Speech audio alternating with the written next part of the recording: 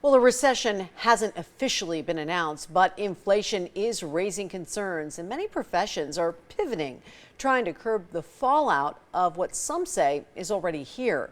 And anchor Paulina Bucka speaks to an expert about dishing out money during this time. The housing market's not going away. People still need houses. Having a roof over your head is a necessity. But as pretty much everything else in the U.S. right now, the housing market is taking a hit from inflation. Veteran realtors Jennifer Graff and David Lee have lived and worked through our last recession in 2008. The difference is a big difference. Back then, the loans were horrible loans. They gave them to anybody. This time, with our downturn, possible recession, the loans are very strong, low interest rates.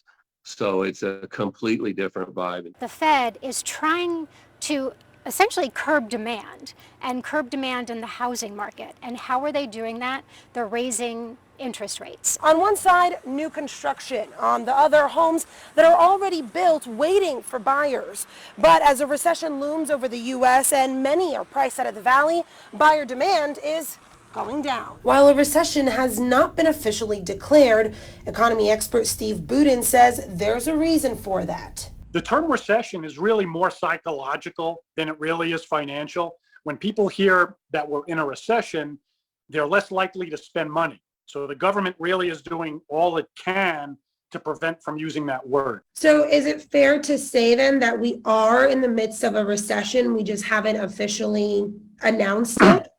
Technically, a recession is defined as 2 negative quarters of economic growth.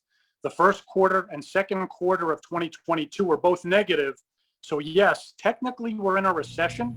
Budin says as long as consumers keep spending, we can buy time. It does have a trickle-down effect because if people don't spend money, that recession could become self-fulfilling. And that was Paulina Bucka reporting.